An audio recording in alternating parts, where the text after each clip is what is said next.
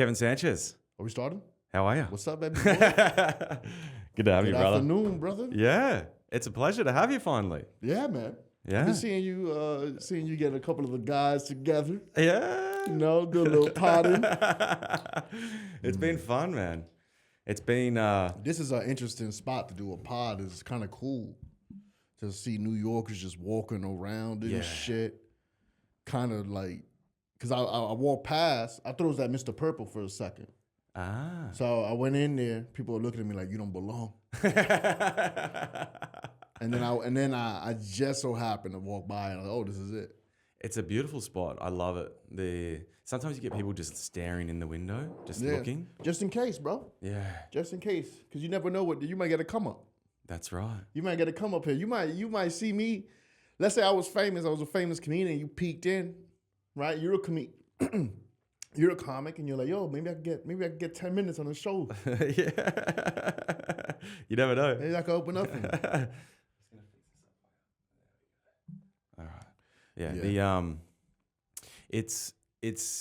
Alex Worth said I should get a big QR code and like a big poster and stick it to the window so people can be like, scan it. Yeah. But it takes time. That takes time. Everything takes time. Yeah. Everything takes time. Everyone has a good idea when it's not their product. Yeah. That is so true. Everyone has a good, and it's all good ideas, right? These guys are not, they're good. Everyone we're around, they're good, they're bright people. Yeah. You know? Yeah, they are. Yeah, there's some magic happening here, brother. There truly, truly is. There's some absolute magic happening. Yeah. There's a good blend right now. Yeah.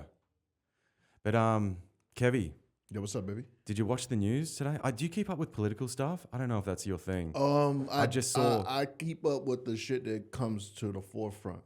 I don't. I'm trying to stay away from it lately just because it just pulls my energy. But I did have a little look this morning. And I don't know if you follow the Ukraine war or anything. I follow it as much as I follow... let me see. I follow it as much as I follow the Olympics. Gotcha. Unless there's a hole. Every 4 years. If a war lasts more than 2 or 3 years, maybe I open my eyes to it. All right? But if a war ain't lasted 3 or 4 years, none of the boys is going out there. Yo, you know what? When it crosses my path. Yeah. But no, I've seen some stuff that's going on. I just saw this morning there was Trump had Vladimir. Vladimir. Yeah, Zelensky. No, Vladimir Zelensky. Yeah. No. Is it Vladimir Zelensky? No, there's not Vlad. I don't know. No, am I getting my Zelensky? Vladimir Putin. Yeah, Vladimir Putin. And then there's Zelensky. Yeah, I don't know his first name. I gotta know your first name as a president. That would care about your war. That'd be funny if his name was Vladimir Zelensky. They have a kid together, just spawning out of their bodies. And Trump was just serving him, and same with JD Vance. They're going like, you need to say thank you, and blah blah. And I was like, looks like this war's ending. Hell yeah, something's happening. It is interesting. I think it's weird to tell a man. I'm just gonna say what I think. I'm not gonna preface shit with shit. I think it's weird to tell a man and going through a war in this country to be polite. Well, that's a weird thing to do, right? No, you're right. It is. That is a weird thing to do. Like, imagine if we're like, let's talk about it on a small level, right? That's a major war. That's Russia. Huge. Apparently, they've lost over 1 million Ukrainians have died, which is that's a true travesty. It's insane. That's a true and completely avoidable. True travesty. 1 million Ukrainians? I don't think that's true. The only reason why how big is their population? That's a very small country. I think they've got like 60 or 70 million people. 60 or 70 million? That's a lot of people, brother. Yeah. I mean, we were in a war with Afghanistan and we were in Iraq. We didn't kill 1 million people. So how the fuck in 3 years, Russians are just... This is why when I hear shit, I'm like, all right, I was like, wow, that sounds crazy. Man, that's fucked up. And then I go, wait, hold up, that don't make sense. 1 million people. You know what 1 million people is? Yeah, it's a lot. It's a lot of people. Yeah, I'll have to fact. That's Queens. I can't be bothered fact checking myself. I think that was weird, but I also like the stance too. I also like, yo, you come in here, we've been. It was the last guy. He was giving you the money, but like, we've been feeding you. Yeah. So like, suit up, which is an interesting take. Like, it was handled like how I like people I like to handle shit. You know what I'm saying? Yeah. Demanding respect. I like that from people. I don't know about if it was appropriate, but I could see it happening. I'm like, that's a weird thing to ask. You should be saying thank you. Why would you embarrass a man like that? That's another thing. Yeah, it was funny just from the comedic value of just watching these guys clash heads. Because I don't have a dog in the fight. I'm not a member of this country or Ukraine. Obviously, I would love to see no war in any country. That's my stance. But it's funny to see these fucking hotheads going at each other on the world stage, and it's like, yeah, this is good. At least something's happening. This is better than nothing happening.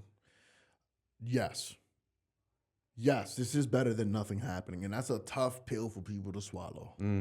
Yeah, I realized recently I'm not trying to be right. I'm in the business of trying to be funny, but that doesn't mean that I can't have an opinion. And my opinion is that I'm too dumb and lazy. I'm not smart in when it comes to. I'm not that kind of smart. Like, I don't know about politics like that. I just go off a feeling. Yeah. I feel that you don't embarrass a man going through war like that by needing pleasantries. That's crazy. He showed up in a tracksuit. What's up? Like, we need some money. Yeah, he should have showed up in fatigues. If he was gonna show up in a tracksuit, show up in fatigues. You know what a fatigue is? Yeah. Show up like that. Show. Or maybe you're going through war. And from what I've heard from Zelensky is that like he's seeing the soldiers. He's out there with the soldiers. That's what I'm hearing. Right? Maybe come and dress blues or whatever. Why doesn't he wear a suit, do you think? Zelensky? Yeah. Brother, you ever been shot at? No. You gotta be fast, bro. You gotta be nimble. I'm not trying to be right. I'm just trying to be funny. You served in the military, did you? I did. I was in the United States Army Infantry. Wow. And I was in the White House. And I was a part of the color guard. And I was one of the faces of the Army. Wow. Yeah. How did that even come about? Why did I join the Army? Yeah. I joined the Army because I wanted to do something truly. I was lost, man. I was fucking lost. And it felt like a pivotal moment for me. Like, my life was I needed to make a choice, okay? Either I was going to be that kid that always had potential and never did nothing, never tried anything, never challenged himself, and just stood in his four walls. Or I'm going to be the guy that's like, all right, I don't know where life is headed. I wasn't dealt the best hand. I definitely wasn't dealt the worst hand. But I'm going to try things. And the first thing I decided to try was something that I needed to do something difficult. So that way, whenever, I didn't know where my life was headed, but I needed to do something difficult so that way I can always try to do difficult things and not be a pussy about it, right? Because like, up until that point, my last accomplishment was graduating high school. And when I was graduating high school, Obama was his first inauguration.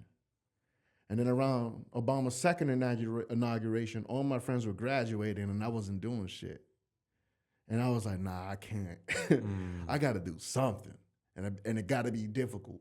And then me and my brother joined together because they were telling us we're going to basically be doing a non-official buddy system. And then we'll be together pretty much every step of the way. Wow. And did they honor that? Nah. Yeah. That's funny. They tried though. They did try. My brother's one of those. I have 4 brothers. One of my brothers is one of those people that like, if he talks to you for 10 minutes, you just love him. He's just a lovable, especially with the bros. He's a lovable dude. So he had told this high-ranking guy about our story and what they promised us. And he goes, what? Oh, really? Okay. Say no more. I'm going to make sure you guys are at least stationed together.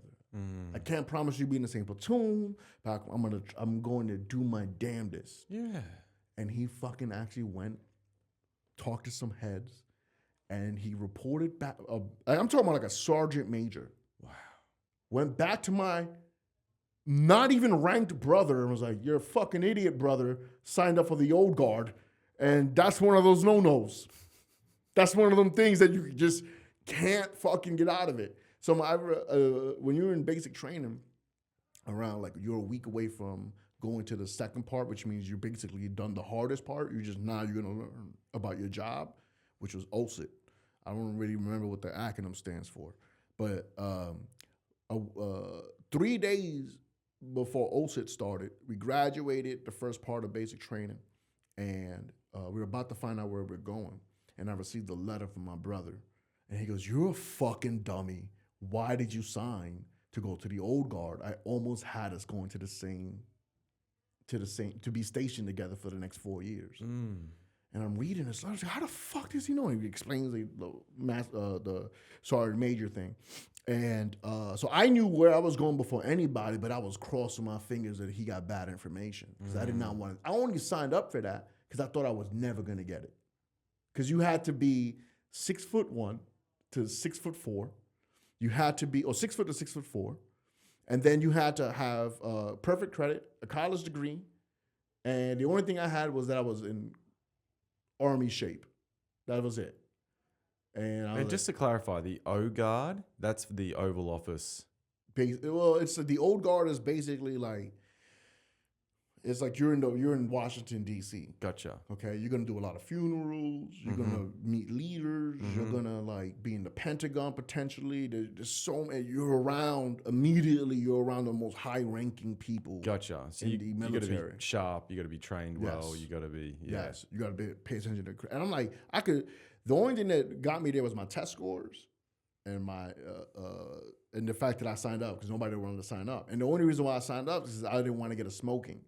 A smoking is when you do something bad, and then everyone pays, and you do like a really harsh, intense workout. So the drill sergeant was like, "Everybody go upstairs and heel the rail." That means heel to the rail of your bed, and that means you're standing at attention, heel to the rail of your bed, and he's gonna tell you some shit. Like, he's gonna tell you how you fucked up.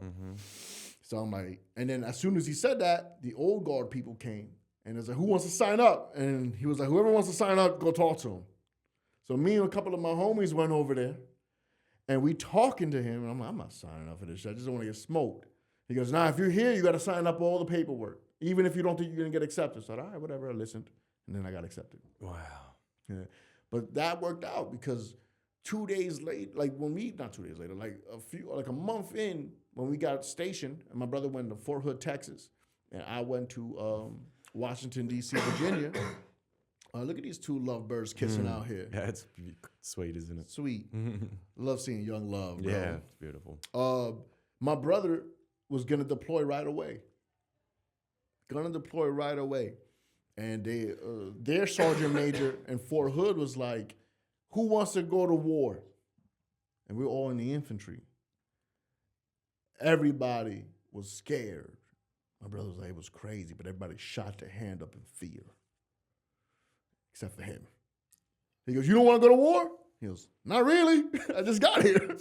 He goes, "All right, cool. Go to the next room." "All right, y'all boys who didn't say, y'all going to war? Pack your bags. You're going to do whatever the fuck it is. We're going to Afghanistan or Iraq, wherever they were going at the time. And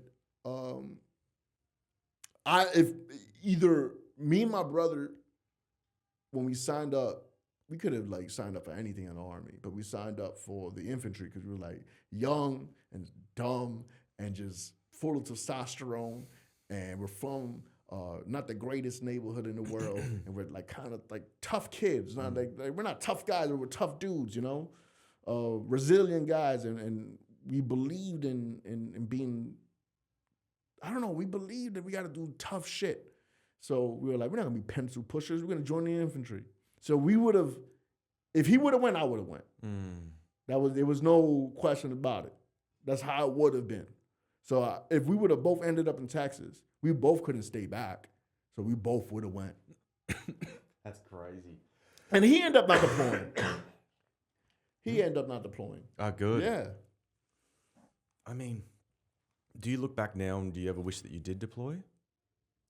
Not now. Yeah. But when I was I tried everything to deploy. Yeah. In the first year, because I'm not ashamed to say this, but they do a good job at breaking down your mind and making you think you're a killer. I mean, I was for months just screaming out, shoot him in the head, shoot him in the head, kill, shoot him in the head while running. Wow. Right? Like I was like you feel unstoppable. You know, I was running 6 miles, not even winded. I've never been able to do that before until I got there. I was in the best shape of my life. I do love this country. I feel like this country is, if you were born here and you're not ugly, and you're not the dumbest person in the world, you're lucky. If you're in this Western society and you have 2 or 3 things going for you, yo, you could do a lot. Yeah. You could do a lot. Especially here, man. I've seen Especially here. People come here with nothing and they turn it around in one generation. They're from rags to riches. It's incredible. Yeah, bro. So in the beginning, I wanted to deploy. And then like around a year and a half, I was like, oh, thank God. Yeah. Thank God. Because I was around guys that deployed. And one of the things since I was a kid, I used to look at other adults or people ahead of me. And I'd be like, I don't want that characteristic. I don't want that characteristic. And it always followed me. That thing where it's like, oh, I'm going to work hard not to be that person. Right. And in the Army, you see a lot of guys who deployed. And I'm like, oh, shit, I don't even think this is a choice he has. I don't think he was always like this. This is just something he had to become. This is the monster within him that had to come out. And now you can't just shut that shit off. I didn't even deploy, and it was hard. Like, my brothers were like, yo, you're a weirdo. Like, you're not the same Kev we knew. And that was, like, they didn't even tell me that till, like, 3 years later. Now I'm happy I didn't deploy. Yeah. Yeah, I could have seen myself joining the Army when I was younger. It was quite tempting for me when I was in my, like, senior year of high school. I thought, maybe this is something I could do. I then even tried to join up the Air Force in my late 20s. Where are you from? From Australia, from Brisbane. Okay. Yeah. And the Australian Army is no joke. They're dope. Yeah, they train hard. I mean, they're small but mighty. But now, I'm so glad. I never want to do anything like that. I don't believe in, now that I have my mature head on my shoulders, yeah, I don't believe in, unless your country becomes like directly invaded, and I agree with that, then you've got to kind of, do what you got to do what you got to do. But to go out and fight all these other wars, which is all we've ever done in the last, since World War II, really. It just seems like we've all just done and fought wars that we really had no business being in the first place. Got to be careful. Got to be careful. World War II. Yeah. Listen, bro, I felt like I needed it at the time. At the time, no, and I still feel that way. Like, I don't know who I would have become as an individual, but I do know that it benefited me in great ways. Of course. Yeah. I didn't grow up with a father or shit like that. I didn't have like, after high school, no one could tell me what was to do next. They just could tell me what they heard I should do. Everyone around me just kind of stood in the hood. So how could you tell me how to leave something you've never left? Right? So I just had to jump and be in a situation where it was uncomfortable and I didn't know anything. Like, you feel really dumb in that first 2 months in the army, fucking 8 months in the army. You feel like, man, I know nothing. I know nothing. Next thing you know, you're operating a machine gun. The next thing you know, like, I don't know, you know how to fucking read a map well, you know? And you know about terrains and, like, fucking, you know, how to fucking clear building. You know, It's amazing how much we can learn. You know, when we do start doing something, like you always get that feeling of I know nothing. I'm so overwhelmed. I'm never going to pick this up. And slowly, day by day, you always pick it up. But you're right. There is something in doing something hard, something challenging. It's good, especially for men as well. Something physical, something challenging for men who need a bit of discipline in their lives. I needed discipline. It's a great thing. I think there's a lot of countries. There's a couple of European countries. The Israelis do it. They do like a year of military service. Some of them is two years, but I think Switzerland and Sweden, it's 1 year military service. Anyways, anyone who I ever spoke to that did it, they loved it. Especially the men, they loved it. The army? Yeah. The military? Yeah, they just did it for 1 year. I mean, they didn't. Okay. They just join up. You know, they go through all the training. They, you know, do whatever they do. Live on barracks for a year, and then they go and live their lives. And I think something like that for young men would be great. I think we got to switch it up in America too. I think that like right now, I think I'd be a good leader in the army. Right now, I think I'd be a great leader in the army, but I don't want to go to war. So like, but there is a lot of work to do in the States. Yeah. Right. And I think we need to revolutionize the way we're doing it. We got to be careful because you can't be pussy and you need guys to volunteer. But like, it should be, like, I would love to live in the barracks for 3 months every 2 years just to recenter, like make sure you're back in peak physical condition. Maybe you get a tax break. Maybe you get maybe you do a tough job in America for the army. You save $50,000 that they give you because they're gonna feed you, clothe you, and provide shelter.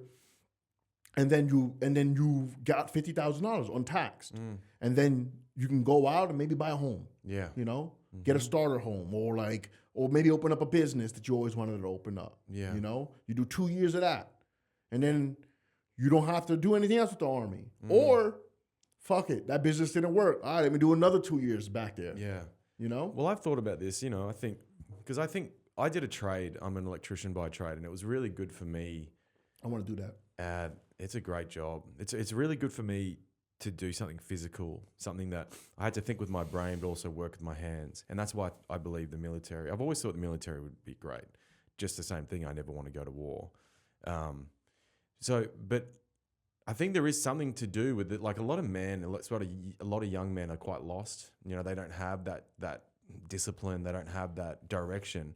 I think the government should do schemes like, you do 2 years military service. We won't send you to war, but you'll be well trained and well equipped.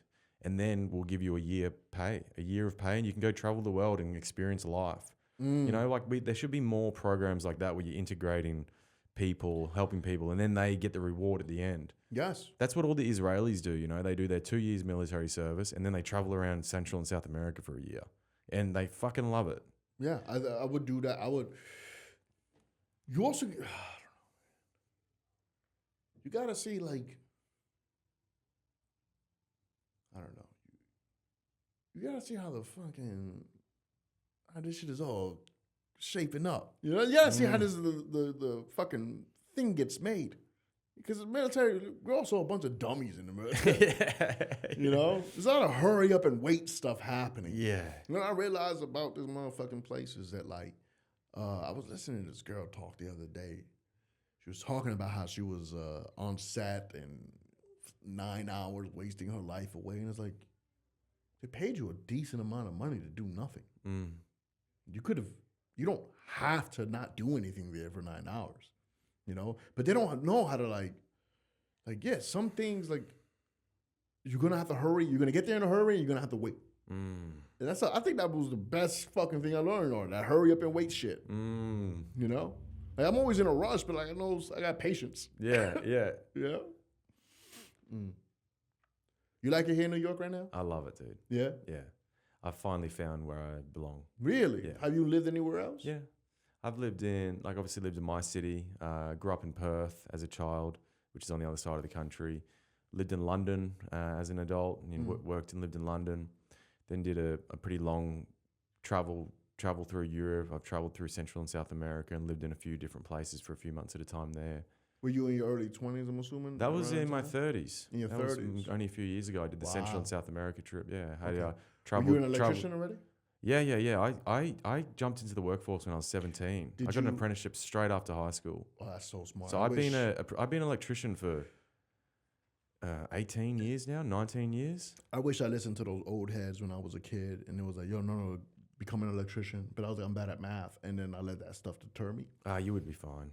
I know, because like, you know, like the problem with the educational system is because you fail at a standardized test, you think that's the way the world is, but that's nothing. Like the point of you cheat, and you do whatever gets the job done. Yeah, because you're gonna get paid the same. Yeah. Right? And it's not considered cheating, it's called efficiency. Yeah. And you don't need a lot of math to be an electrician once you're in the trade. Like most of it's all done by, if you need to calculate things, there's tables and graphs and you can just jump online and calculate it. Yeah. And the majority of math you use is just for working out measurements. Yeah. So you're just going to be, you're basically adding and subtracting numbers, which anyone can do. There's nothing, you know what I mean? Yeah. But the college is difficult, but there's lots of help.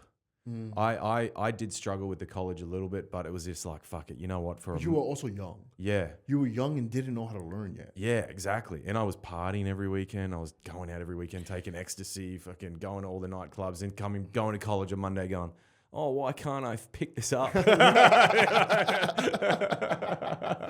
I wish, you know, I'm struggling right now because I'm saying I wish a lot. Even on this podcast, I'm realizing I'm saying I don't talk like that to myself outside of That's cool. Talking out loud, because I'm realizing recently that I'm like, yeah, I was a young man who didn't know how he learned, or I'm smarter than I've ever been now, and I'm more curious than I've ever been now, and that's okay. You know, I gotta remind, these lessons you learn, you gotta keep fucking learning that same lesson. At least for me. Like, I'm constantly have to relearn these lessons of be patient with shit. Yeah. You know? So much of what I'm learning about myself is actually from other people now. I'm going through this massive period, I think, or I feel, of like internal growth and like alignment. But so many like the little aha moments I'm getting is just from talking to someone or being in someone's space. And, that's cool, because a lot of my life I spent my personal time. Like I had a bit of a dark period where I had addiction problems with cocaine, and I would spend a lot of time alone. I sort of cut off myself from the world, and although I learned a little bit about myself in that time, not much. Yeah, and I realized how important it is to be with people and interact with people and just be in the world. Yeah, New York would do that to you. Yeah. You don't got a choice. You don't got a choice. You walk outside, there's 12,000 strangers in front of you. Like immediately. Yeah. I was thinking about it, like, well, that's what makes New York unique to anybody. It's like, you go to other places and I don't care what city you're in, you're not gonna have 11,000 people immediately in front of you within 10 minutes. This is not a thing anywhere else. It's wild. Maybe China. Maybe some Asian countries, obviously. India, yes. But not like this. Not like the West. Yeah. No, it's special, man. So you've grown up in New York. I mean, you're a New York native. Grew up in East Harlem. Wow. All over Harlem, really. But, like, my home was in East Harlem, and I hung out everywhere else. Yeah. And you've been mentioning, I hope this is all right to talk about, but you mentioned on... anything. Cool, bro. You mentioned on the... on one of your stories recently at one of the mics that you're adopted, which I had no idea about. And is that all? You said you've got 3 brothers? I have, that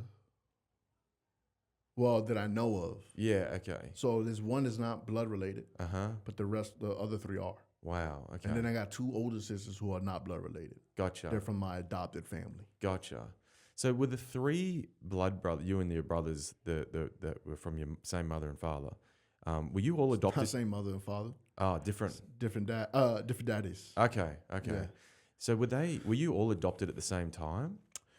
My 2 little brothers and I were adopted at the same time. Yeah. My older brother was hidden. They didn't, because he was older, so they knew to hide him when CPS came. CPS is Child Protective Services. Gotcha. And then my other brother, who's not my blood brother, he was adopted, but by my godmother. Gotcha. So like we just grew up together. So he's my brother. Wow. You know, like we were inseparable, him and I. He's the one I joined the army with. That's okay. That's crazy.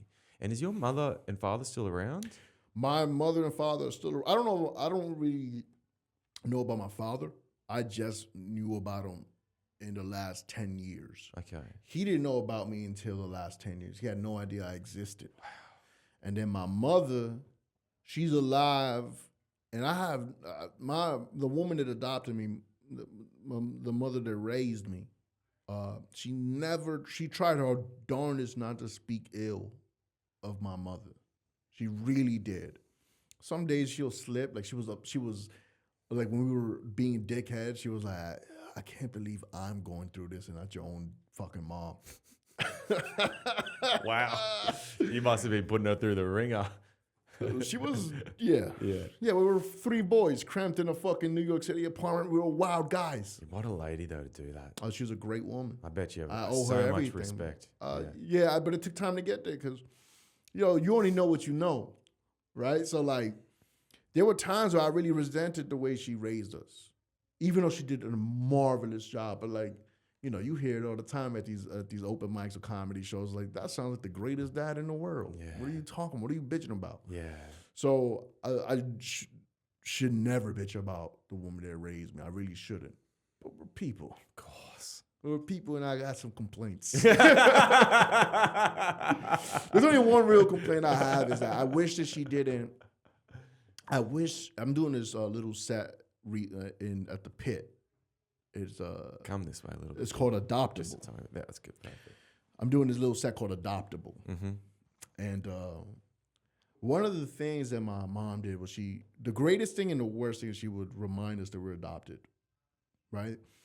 She never wanted us to not know, and I think there was a lot of like TV movies about adoption at the time, about like kids finding out that they're adopted and it ruining and shattering their world.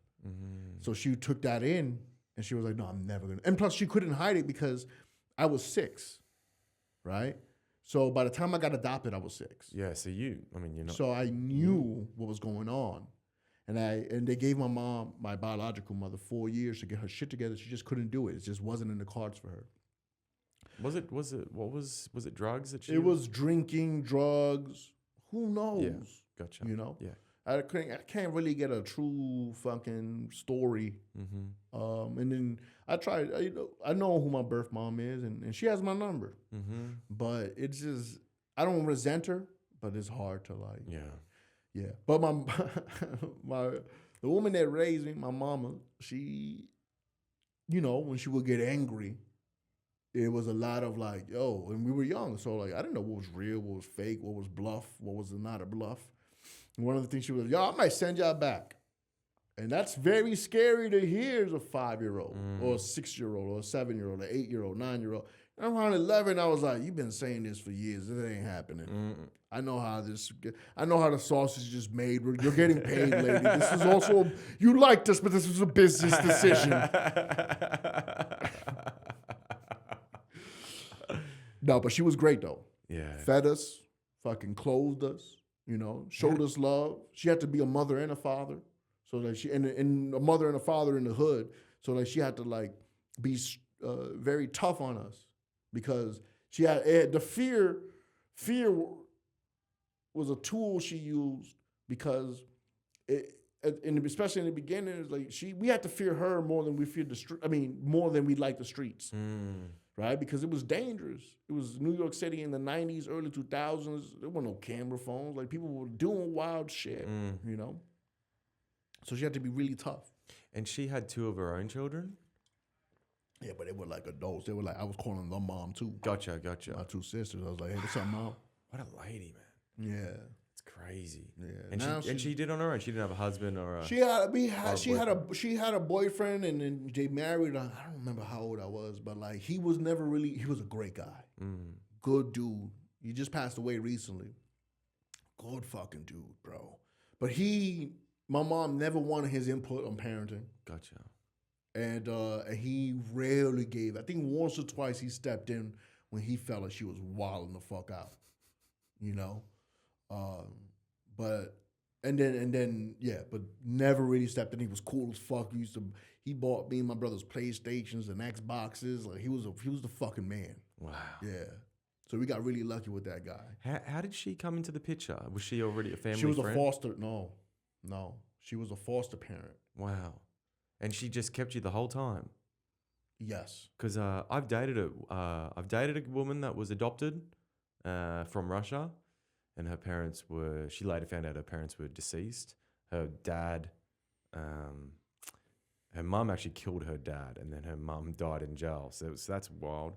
And Fuck. I dated another woman that was went through the foster care. System. That's a rough system. The foster care system's rough, man. You know how I know? How? You know how I know the foster care system's rough? How? Because My mom would tell me nighttime stories about it anytime I acted up.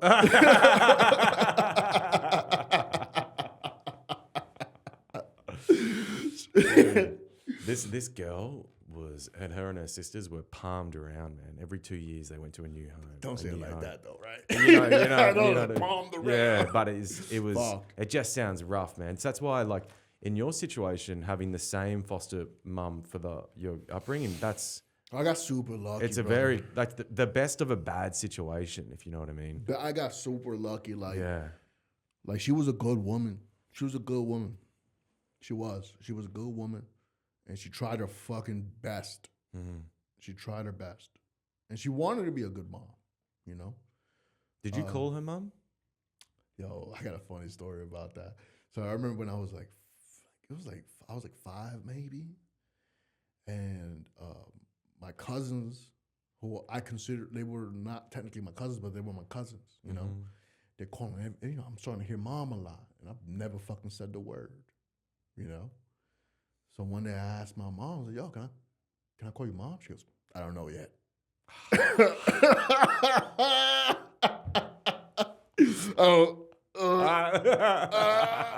And so that one day I'm walking with my older sister. She's like maybe her 25, 26, has 2 children of her own. Mm-hmm.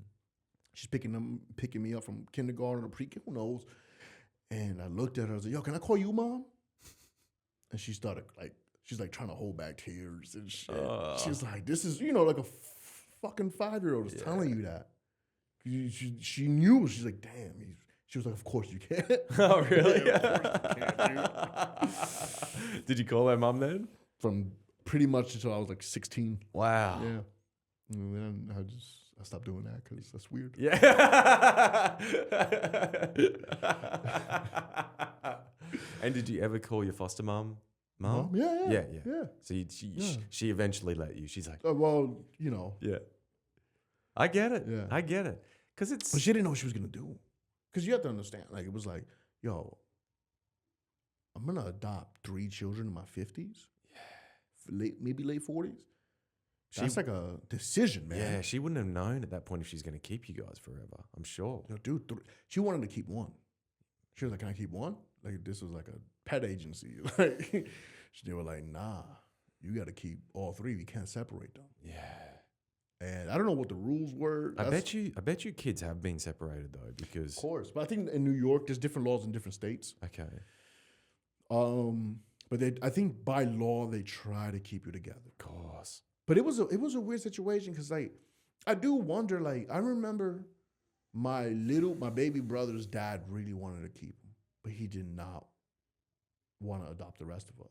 And I always, like, my little brother lived a rough life, and I always wonder, would his life have been a lot better had he not grown up with us? Yeah. And grown up with his father. There is a different kind of love. Mm-hmm. Like, my mother, the woman who raised me, my mother loved me. I have no doubt in my mind she loved me. I also have no doubt in my mind that she loved her nieces and nephews more. Mm. I have no doubt. Mm-hmm. She could say it was equal. No, it wasn't. Mm-hmm. At least not for some years. Mm-hmm. Right? Because you can't. You can't. Mm-hmm. It's not within your DNA to do so. Yeah.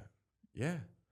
It's But you feel it. yeah. You feel it. And then when I started seeing how other parents treated their children with a certain love and connection, you could feel it. Oh, I don't have that.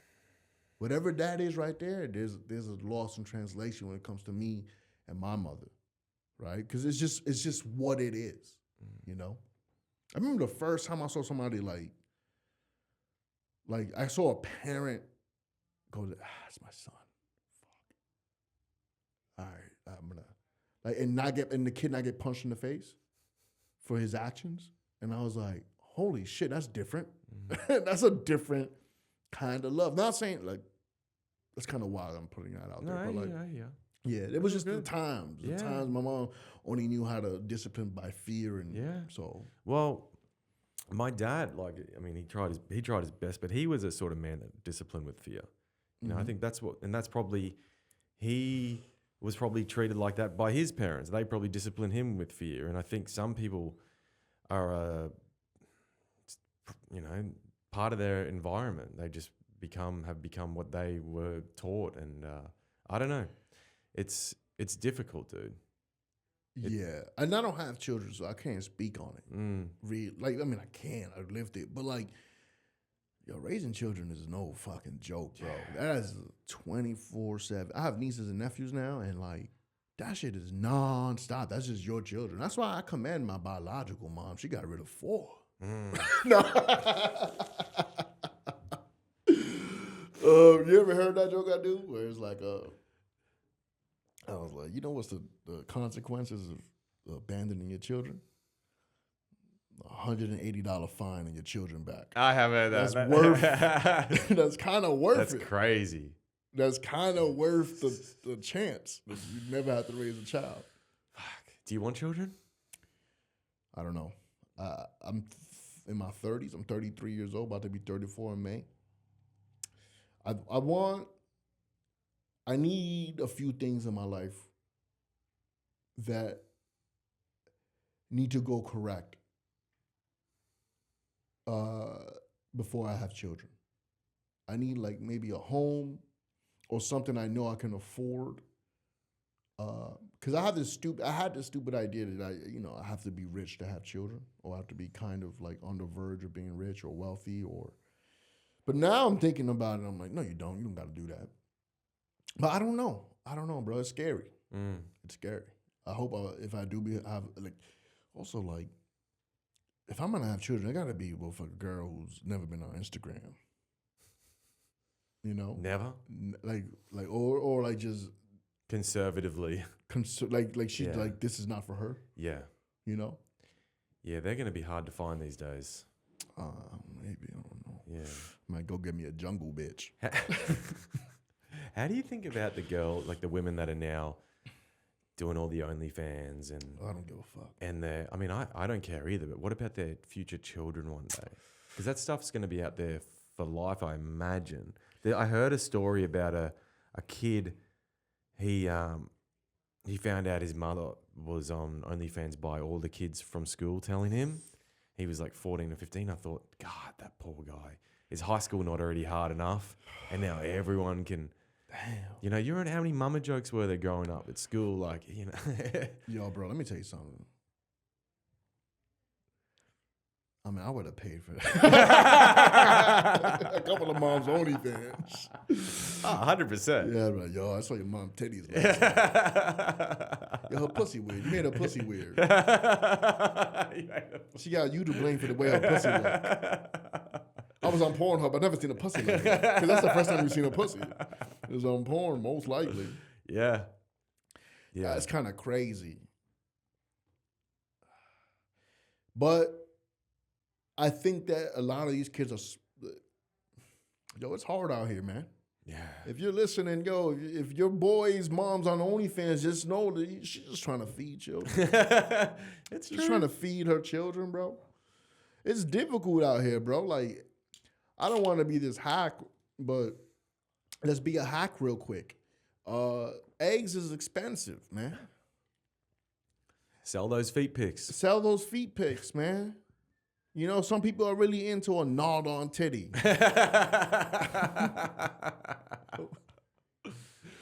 I don't have any issue with anyone doing whatever they want to do in life. Yeah. I don't. Do I want to date someone or marry? Dating? I could date a girl that has an OnlyFans account. That wouldn't bother me. Mm-hmm. Marry? I don't know. I'd have to really ask myself that, and it would be hard because if I really love the person, I probably could. But if I had a choice, if I could choose, it would be a no. I would rather not, and it would just be more for the sake of my children and my mother. What, your mother? Yeah, because I feel like The fuck your mother gonna know about her being on an OnlyFans? she would know. How would she know? How old's your mother? She probably wouldn't know. She wouldn't know unless you told Unless her. one of my siblings told her. Why would your siblings do that? Nah, that's true. That would be a weird thing for siblings. I to don't know. do. Even though she wouldn't know, I still would feel bad. You would feel bad. That's Just- nah. I don't know. I don't know what it is. Like I'll send her the link. You're So look at this nasty. not bitch. coming to the wedding, bro. No, not to your mom. No, I'm saying that if like I was dating an OnlyFans chick, Yeah. I'll send my mom the link to my lady's Only. Be like, figure it out.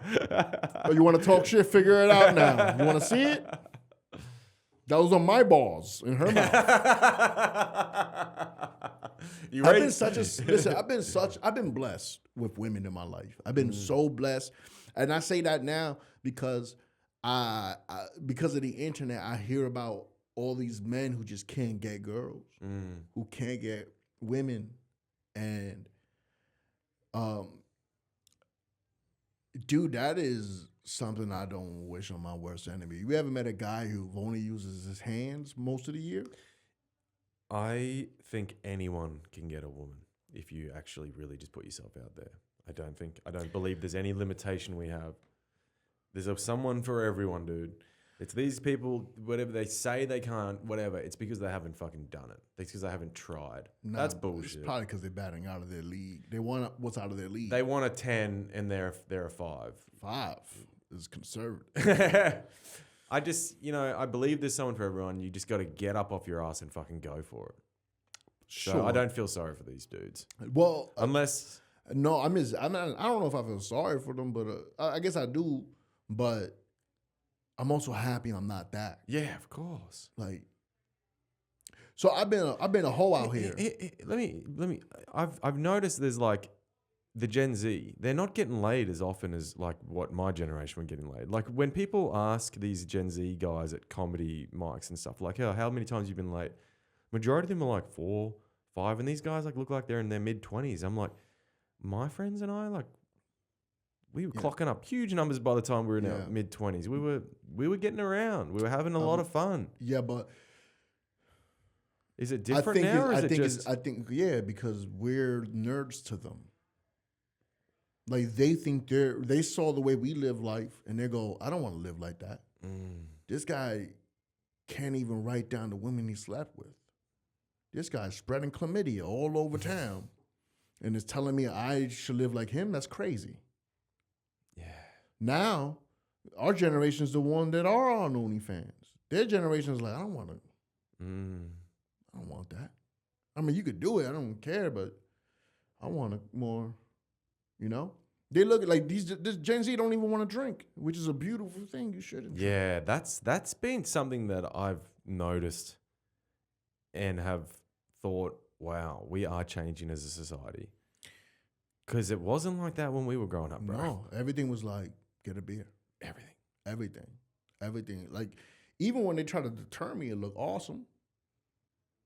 Every time they did, like with TV shows and stuff, because I watched a lot of basic cable TV, and it was always these shows like That 70s Show would like have a moment where a guy drunk too much and made a fool out of himself. But there was like a little caveat of like, but he also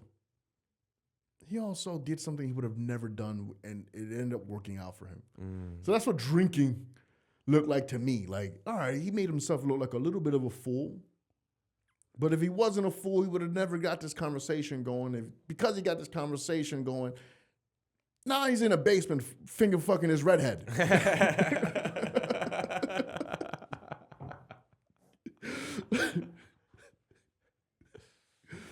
Yeah, man. That's wild times. I don't know, bro. Like, if I could go back, I think I would be less promiscuous as a man. I think I will hold out a little bit more, got to know people a little bit more, broke a few less hearts out there, Interesting thought. Especially when I was like in the last, like during the pandemic time, I should have never been dating anybody. That was a crazy time. Yeah, dude. That was 5 years ago, by the way. I thought about that the other day. That was my crazy time, bro. That's when I was whoring around. Me too. Doing a lot of drugs. Me too. Not drugs. I was drinking. Well, that is a drug. I'm just trying to think right now. Would I change anything? I would definitely change. I would have definitely never done the cocaine. That was a big thing for me. The women though. The thing is, I always just had so much fun. Me too. I just had so much fun. I did have fun. And I was never the guy that treated people poorly. I would always go out. We'd always go out for a very nice dinner. Me too. Maybe two. I'd always pay. We'd have a good time. And then if it came back to my place, great. And that would be a fun time. And it would always leave on good terms. But the part where I hurt people was when I didn't call them the next day. And that's the part that I regret maybe not communicating that better. But I still think there's something to say about living those times. It's really fun. I also had a good time. Like, I don't know. I'm looking back at it. I know what you mean though, because you do let out your part of your energy and you let out a part of your. Yeah. But I don't know what. But I'm taking a break now. Yeah. Right now, I'm like, yo, I have other things in mind right now than to chase women. And like, I wish I had more money. Honestly, most of it is like I spend so much money going out for drinks and to dinners. I should have 60 grand saved. But no, I don't, because I fucking just blew it all on women. And that's right now I shouldn't need to have an 8-hour-a-day job. I should have been able to motherfucking do some odd jobs here and there so that way I'm not blowing through my money. But I should be a comic full time with the amount of money I spent chasing women. But then again, at the same time, I wouldn't have the stories or the experiences that I've had, and There's something really beautiful about living a period of your life like that, though. I know. Just I like was wilding. Yeah, it's fun. I mean, I caught chlamydia more times than I got COVID. I'm pretty sure I didn't get COVID because I was getting shot with. I've never caught an STI. Never? Never. Good on you, my man. Thank you. Good on you. Never. God bless. Thank you. Yeah, touch wood. Never ever. And I haven't always been a condom guy. Yeah. Damn. During the pandemic, I was living a wild lifestyle. I was like, yo, I didn't know what was happening the first year. Well, the first 6 months, I was like, I don't know what's gonna happen, but I don't need money right now. I knew how my rent was getting paid. Yeah. And you're having fun, bruh. I was like, once everybody was like, all right, I think we're gonna make it, and we were out there drinking. Were you in New York or were you in Australia? No, I was in Australia, brother. You was. I heard that shit was rough out there. It was a little rough, yeah. Yeah, right. They locked down hard, man. They locked down hard. Australian, this culture is very. They call you. God damn, New York is crazy. I just saw an Asian with butt cheeks. The city's got the most beautiful women in the world. This is so crazy, bro. Yeah. This is because I've traveled this country a little bit, just a little bit. Mm-hmm. And brother, they ain't nothing like the women in New York City.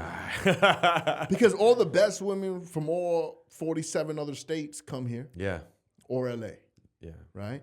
But if the women that come here want to make money, want to have a good time, they want to be stylish, they want to style on you. They're always walking around, so they always look kind of in shape for the most part. This is like, and then you go to another state like fucking like Pennsylvania, and you're like, what the fuck is going on here? You know the noise. You know what New York is spoiling me with? Going to a restaurant and having ugly waitresses. I don't like that shit at all. The diners. You get the old ladies in the diners. Oh. No, let me stop. I'm sorry if you're one of them uglies out there. There's someone for everyone. Yeah, whatever the fuck that means. Set up an OnlyFans. So don't do that.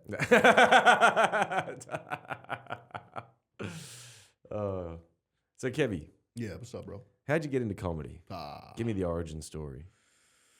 it's 2016. Mm-hmm. It was the last year I was in the Army, and I saw "You People Are All the Same" by Bill Burr. It was the greatest special to me. Top. I'll put that special up with any special that exists. It's one of the best specials I've ever seen. Well thought out. Few of the bits though, I was like, damn, I feel like I just had this conversation with somebody. And he's saying what me and my friends say, but just over the phone amongst nobody. You know? And he's saying it out loud. And he's saying it for thousands of people, and he's killing with it. And I was enamored, and I was like, yo, could I do that? Could I do that shit? I think I want to try at least. And I'm not saying I was going to be, I'm not saying I love Bill Burr. I don't want just sound like, oh, I could do what Bill Burr does. That's not the thought. I was just inspired by him. Mm-hmm. So I'm going to try that. I always liked art. Everybody in New York was a rapper, but I was a rapper when I was a kid. Mm-hmm. I was serious too, bro. Well into the Army, I was like writing rhymes all the time. Like I like art. It was always been a part of my life. And I always liked stand-up. But that was the real times I want to try this shit. And then I was an armorer in the Army at the time. I had hurt my knee. That's where they put me. So I'm like, we're dealing with weapons, and I'm dealing with this guy. He comes through to check on the weapons to see if we need new parts and stuff like that. And he comes in, and we're in D.C., you know? It's a major city. Yeah, it's a major city in the country. And there's a lot going on. And this, not the platoon, I was a platoon armorer. So he was not the company, he was the battalion armorer. Comes through, he goes, yo, Kev, you like comedy? I'm like, I just saw, and I just had this thought. I saw Bird Special, just had this thought. I'm like, yeah. And he was like, yo, I run a show. Would you like to come? I said, for real? And I told him, like, you're not gonna believe this shit, bro. Like, I want to do comedy. I was just thinking that this week, and he goes, I give you 5 minutes. I'm like, I couldn't, like, he has no idea what this moment means to me. There's no coincidences in life. Isn't that a beautiful? Bro. That's a calling if I've ever heard one. It sounds fake. Nah. It sounds fake, but I could hit him up. Because I tell you what I did. He's like, yo, hit this guy up. He's going to throw you some time. He was talking about a bringer. This guy, when I hit him up, he goes, yo, if you bring like 3 people, I give you 3 minutes. A minute a person. I'm like, for real? And then he goes, if you bring 5, I give you 5. And if you want more, we could talk. But this is your first time, right? I'm like, yeah. He goes, all right, so like 3 to 5 minutes I'm going to give you. I said, all right. Ghosted him. And I knew I had to see the battalion armor again. He goes, yo, what happened? You did the show? Because he was busy that weekend. He goes, I didn't go through. I was busy. And he goes, I'm like, yeah, I got scared. And he was like, I hit him up again. So I did. And I ghosted him like this guy like 4 more times. No.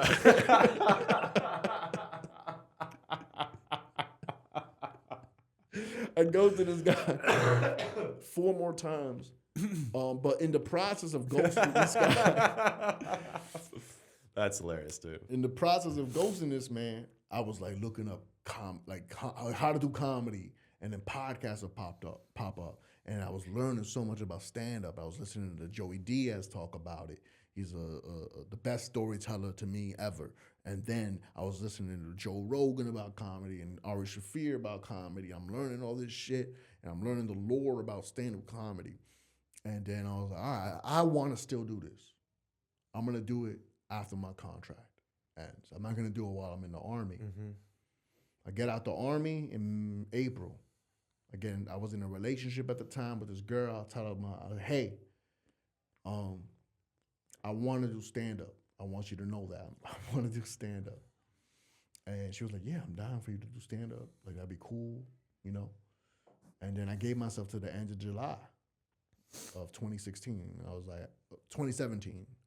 I was like, if I don't get on stage by the end of July 2017, I'm never thinking about this shit again. I'm just gonna enjoy it from afar and get a regular job, never thinking about the arts again.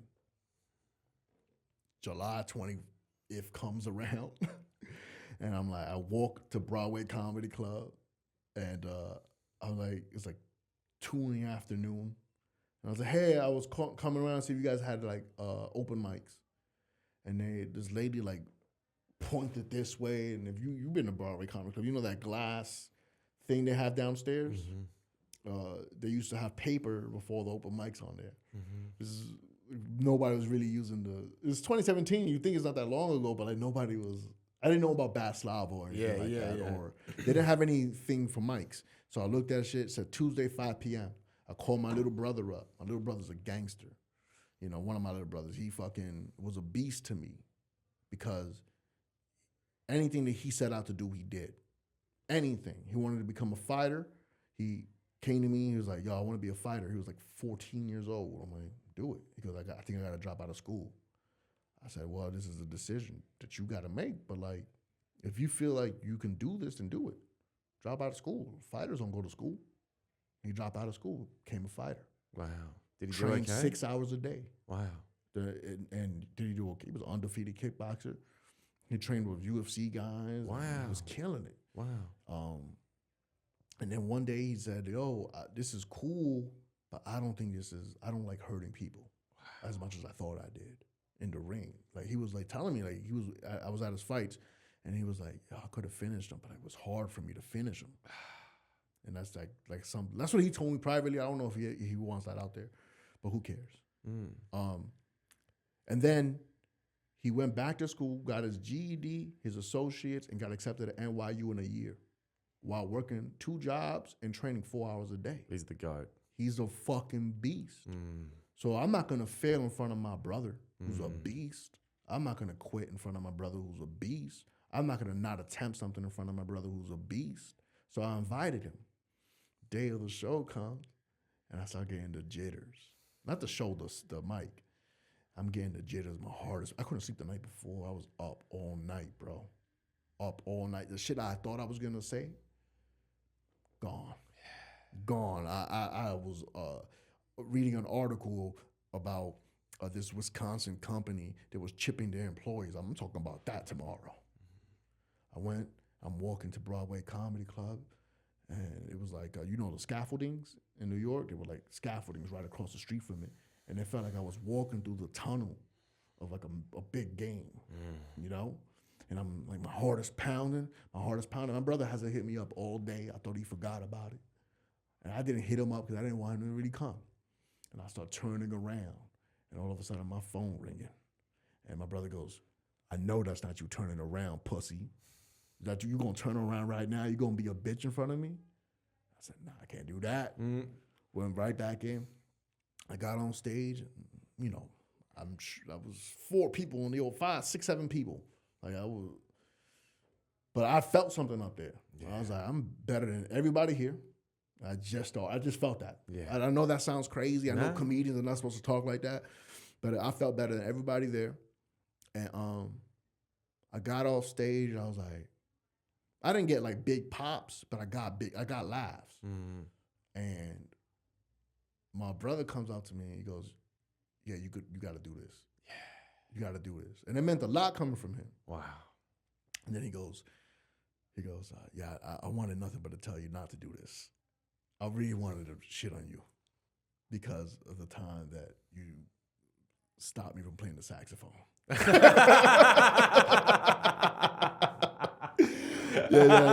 remember when you told me to quit playing the sax. Man, I could have been a great jazz musician.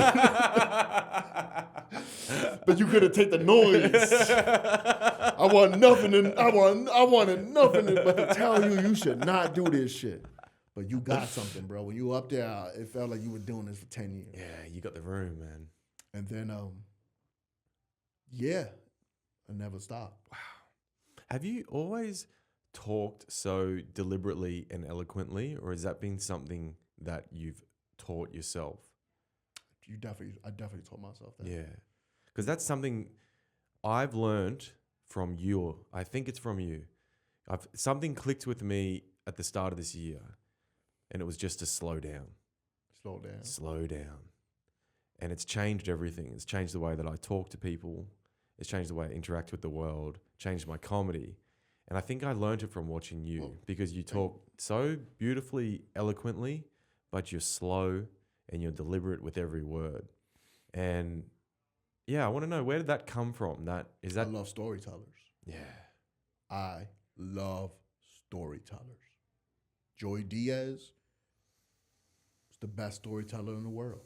I don't give a fuck what anybody says. Joey Diaz is the best storyteller in the world. At least he has moments where, like, you listen to a story, you want to cry, you want to laugh, you want to fight, you want to jump. And I was like, I want to incorporate that. Dave Chappelle's my favorite comedian. When he tells a story and the pockets and the lows. I learned that I saw Andrew Schultz when he was first putting shit out, where he was talking about material that people could turn on you.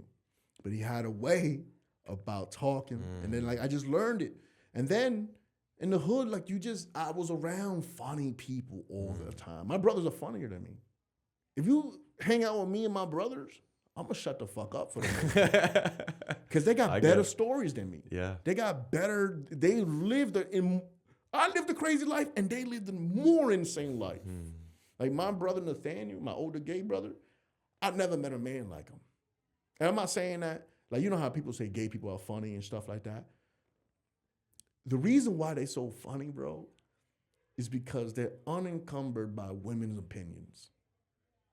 They're not. They know they can get asshole anytime they want. It doesn't matter if you disagree with them politically. It doesn't matter if you disagree with their values or their lifestyle. If y'all both horny, they gonna fuck. So they say anything out of their mouth. They're unencumbered by, I shouldn't say women's opinions, but they're unencumbered about the fact that they might not get their balls drained. Right? So they just say shit. And my brother's the funniest at it. My brother's mad fucking funny. And he'll tell you some shit, you're like, that was the gayest thing I've ever heard, but the funniest thing. And I don't mean gay like soft. I mean like real gay. Yeah. He's telling you about a blown out asshole. You're like, Jesus Christ, man. Yeah, bro. I love comedy. I fucking love stand-up comedy. It's the coolest. It's the new rap to me. It's hip-hop. It's the new hip-hop to me. Because hip-hop started, it was just a sector of people. Same way comedy was. It was just whites and Jews for the most part, and the goats were black. And now, in hip-hop, it was blacks and Puerto Ricans. And then white guys, Eminem was the best. I'm joking. I don't think he's the best. He's very talented. He's very talented. No I love doubt him. about I it. grew up on him. Yeah. Because he was angry. Is that money? Is that cash on the floor? That looks like balled up cash. I can't tell.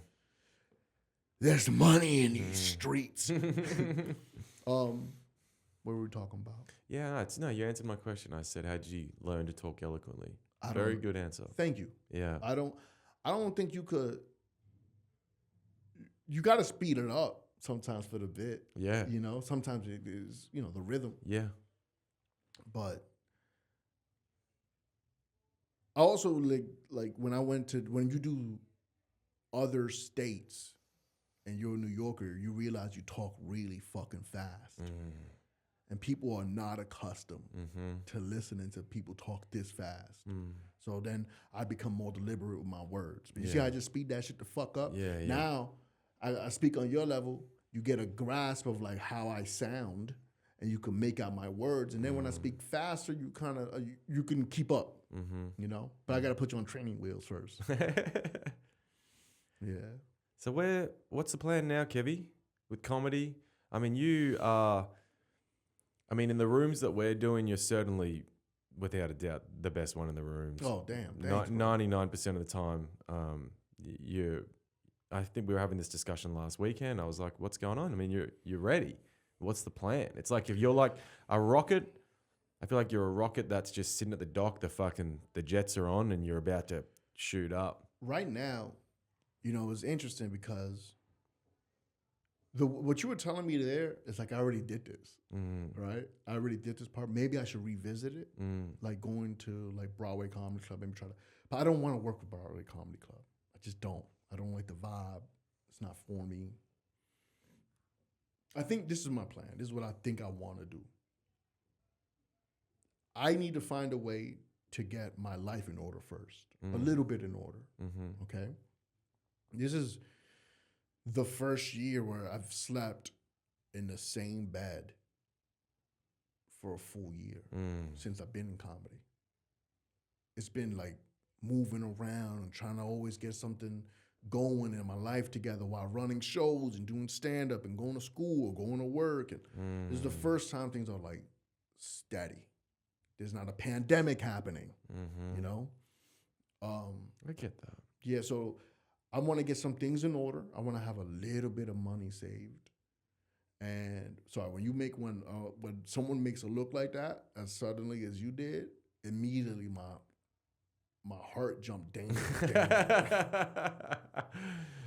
I want to, bro, I'm enjoying the art right now. Yeah. I'm enjoying doing this. Like the other day, I bombed so hard for 6 people. Wow. 2 people walked out and said I sucked. Wow. Yeah. My man. Yeah. And I did it. They were also laughing. I just got to the part where they didn't like. And they was like, that's it for me. Like 2 little young monarchs. Wow. And if they could have, they would have been off of my head. But right now I'm working on a few things. But I just want to do the art right now. Yeah. That's where I'm at. I got to do the art for like and I got to start putting shit out online. Yeah. I got to build my own fan base. I got to figure out my voice online so people can buy tickets. I don't want to ask a club to pass me. I don't like that feeling. That feeling when I'm asking people for shit. Well, how, you know, like there's a, like the stand has a thing. Like you got to have like, I heard someone say this. It could be false, but you got to have 60,000 followers in order for them to even consider you, right? And and you got to have engagement going, right? So like, okay, fine. Let's say I get 60,000 followers. Let's say I get 100,000 followers, but they're not going to all be in New York. Who's to say that standard doesn't change? So I got to set standards for myself. I need to build my following online. That's my next goal. I don't think that you should feel that way about asking. And I don't think you should look at it like that because it's a mutually beneficial agreement. That's the way you got to look at it. You are saying, yes, I would like to perform here. Can I have a spot? Or can we work something out? But you are then performing there and putting on a great show and making people laugh. So it's a mutually beneficial agreement. You're not putting your hand out. They're getting something in return. It's a two-way street. So the clubs that I want to work with don't feel that way. Like I want to do the seller. And I know comics. I remember this guy, I'm not going to say his name, but he was like, why aren't you passed anywhere? Like I'm tired of, like he's ahead of me. But he was like, every time I see you, you're doing well. And you're not doing hacky shit. You're not doing the same old material. I never know what you're going to say on stage, and you're always doing well. Why aren't you passed? And he was like, I'm going to recommend you for the stand. So I'm like, a word? And I already have a relationship with the stand. It should be kind of easy. We get to the stand. I go to the green room. He's there. I'm like, yo, tonight's the night to recommend me. It's Monday. They probably could give me an audition. And yeah. And he got cold feet because it's hard to recommend people because you're putting yourself out there. What if I bomb? Now the next guy he wants to recommend, they don't take his word, right? Yeah, that's hard. It's a difficult process, bro. Yeah. But I'm enjoying. Like I want to do my own thing, bro. I'm learning also how to like do this by myself too. I was with a crew before you met me. I had this crew called Doped Up, and we ran shows at the stand. We ran sold out shows in New York City all the time throughout the pandemic, before the pandemic, after the pandemic. We Bro, I mean, I fucking did a tour in Indonesia. Wow.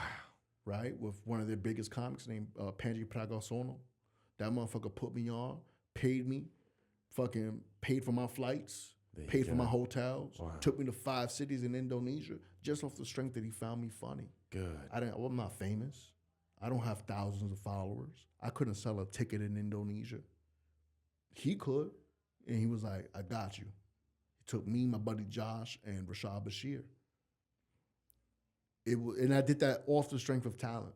Now, I got to do the work to get a fan base, and it is work. Like, there's a girl who gets. There's a damn. I don't want to say this. There are people out there who get shit for like, oh, they're not funny, as funny, but they're putting in work in other ways, and they are funny, by the way. Because I've seen them. I'm like, nah, she's made me laugh. Or he's made me laugh. They just know how to get people. They know how to work that online shit. Yeah. So they look big. Yeah. Right? Now, do a lot of them want to... No, let me stop. Let me stop. But I don't know. I don't know what the plan is. I just know that I got to work. I think you're doing great, man. Whatever you do, you're going to kill. You're amazing to watch. Thank you, bro. Yeah, it really has been a pleasure. It's been a pleasure to watch you, too. And I'm not just saying that because you're saying this shit to me. You know I talked to you outside. I walked up to you. I've never walked up to you before you started storytelling. Yeah. Well, maybe that's not true. But like, I remember when I first saw you, you were doing... What are you doing, bro? It's hard for me to remember people's bits. But it was like tongue-in-cheek a little bit, you know? Just simple shit. Simple shit. And then recently, I'm like, holy shit, this motherfucker telling stories.